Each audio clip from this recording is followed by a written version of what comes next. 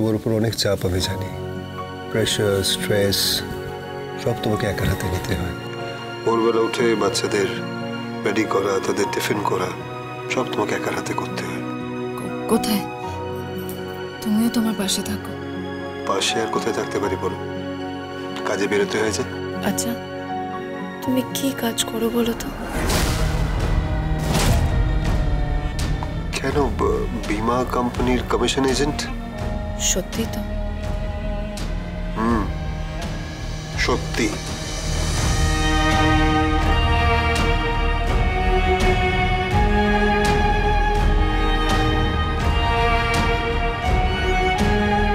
টুটনি, তুমি কিন্তু আমার পৃথিবী, পিকোর পৃথিবী, লাট্টুর পৃথিবী। আমাদের পৃথিবী যেন বদলে না যায়। কখনো বদলাবে না, কখনো বদলাবে না।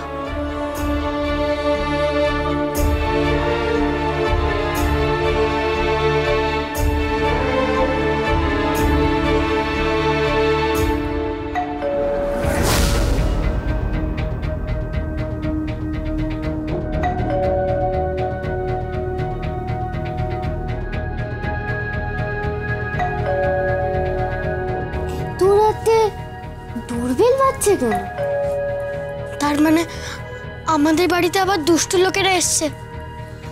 দুষ্টু লোক? ভাই চল তো একবার দেখি। এত রাতে কে এলো? দাঁড়াও, আমি দেখছি। তুমি দাঁড়াও, আমি দেখছি। একদম নয়, তুমি দাঁড়াও, আমি দেখছি।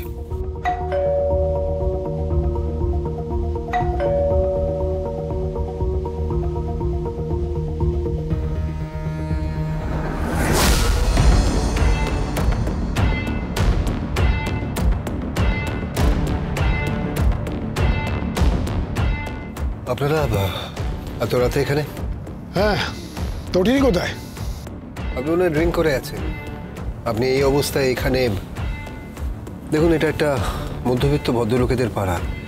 এখানে মধুমাতালদের। বেশি কথা বলো না তো প্লিজ। তটিনী কোথায়? তটিনী, টটিনী, টটিনী, সরো তো। টটিনী, কি ব্যাপার, এত রাতে তোমরা এখানে কেন? আর এগুলো নে, কর্মচারী যে পাঠিয়েছেন।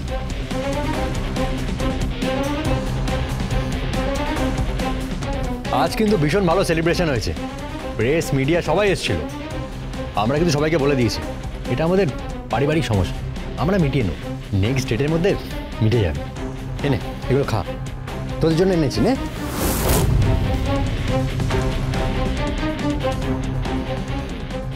নে রাখ। হ্যাঁ হ্যাঁ, আরে এটা তো জোটে না, এইগুলো তো জোটে না। বাচ্চাদের কপালে তো এইগুলো জোটে না। আরে কত টাকা উপার্জন করে? উপার্জন টুপার্জন তো নেই। কি খাওয়া? হ্যাঁ, ভাত ডাল মাছ ভাজা এইগুলো তো খাও। আরে রাখ রাখ, রেখে দে। আরে রাখ। আরে কি ভাবছিসটা কি? আমাদের আবার বেরোতে হবে। আজ আজ আরাধ্যার ফুল সজ্জা না, বাড়ির মেয়েরা সব আরাধ্যার কবিরের সাথে আছে, খুব এনজয় করছে, খুব আনন্দ করছে। আরে তোরা যেতে পারতি জামাই, যেতে পারতে। ফালতু ইগোর চক্করে তোমরা গেলে না। আরে নে নে, খাবারগুলো ধর, অনেক খাবার আছে, মেক্সিকান, থাই, কন্টিনেন্টাল, ইটালিয়ান, বিরিয়ানি, মাটন। এই রে দাদু ভাই, এসো এসো, তোমাদের জন্য অনেক খাবার এনেছি। বাবা তো খাওয়াতে পারে না।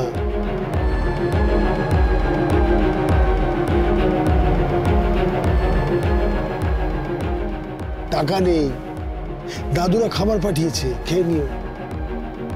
নে তটিনী, ধর ধর। আমরা কারোর উচ্ছিষ্ট খাই না। না না, এটা উচ্ছিষ্ট নয়, এটা আমি স্পেশালি প্যাক করে তোদের জন্য এনেছি। প্রয়োজন নেই ছোটকা, এগুলো নিয়ে এক্ষুনি এ বাড়ি থেকে চলে যাও, আর কখনো এ বাড়িতে তোমরা আসবে না। তটিনী, এখনো বলছি এই অবধি থাক। আজ যেরকম সেলিব্রেশন হয়েছে, প্রেস মিডিয়াকে যা যা আমরা বুঝিয়েছি বা যেভাবে বুঝিয়েছি, তাতে এটা পরিষ্কার যে এটা একটা পারিবারিক গন্ডগোল। এটা কোনো পারিবারিক গন্ডগোল নয় ছোটকা, সে একটা ক্রিমিনাল, আমার ছেলেকে কিডন্যাপ করিয়েছিল। এটা কোনো পারিবারিক গন্ডগোল নয়। প্লিজ ধামাচাপা দিও না, সব কেস কিন্তু ধামাচাপা দেওয়া যায় না। টুটনি আস্তে, প্লিজ চিৎকার করো না, আশেপাশে সবার ঘুম ভেঙে যাবে। ঘুম ভাঙতে বাকি কি আছে? সবাই দেখো আড়ি পাচ্ছে, শুনছে যে আমাদের ফ্ল্যাটে কি হচ্ছে।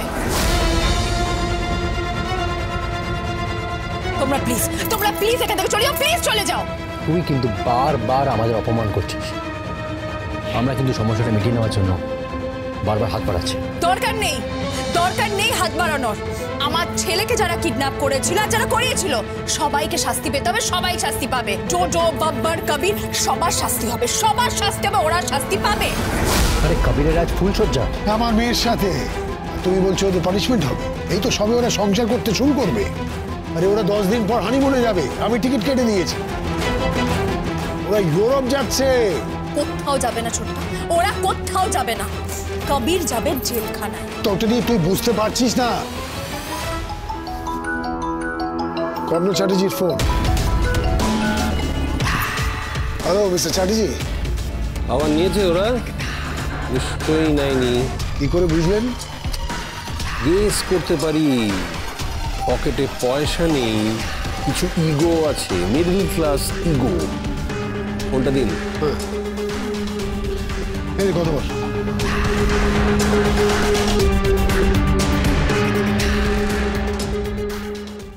টটিনি খাবারগুলো নিয়ে নাও, আমি নিজে দাঁড়িয়ে থেকে প্যাক করিয়েছি। আর এসব ঝামেলা মিটিয়ে নাও।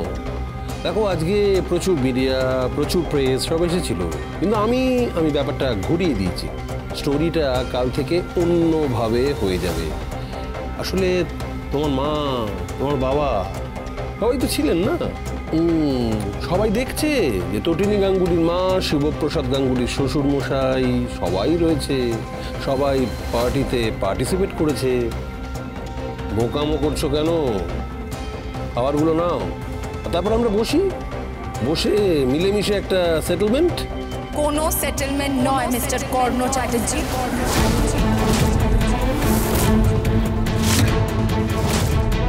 তুমি বুঝতে পারছো না আমি কবিরকে আটকে রেখেছি। কবির যদি তার টিম নিয়ে নেমে পড়ে তাহলে তোমাদের ওই 4 তলার 600 স্কোয়ার ফিটের ফ্ল্যাট কিন্তু উড়ে যাবে। হুমকি দিচ্ছেন আপনি? হুমকি দিচ্ছেন?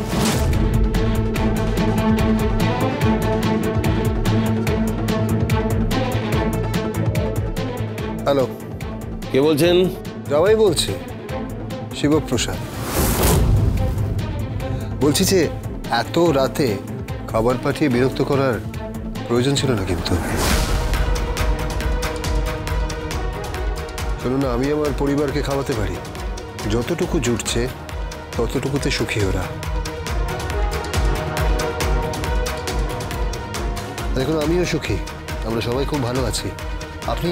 আপনি ওনাদের খাবার নিয়ে চলে যেতে বলুন। আর দেখুন আমার স্ত্রী যখন বলে দিয়েছে কিডন্যাপারদের শাস্তি হবে, তখন কিন্তু হবেই।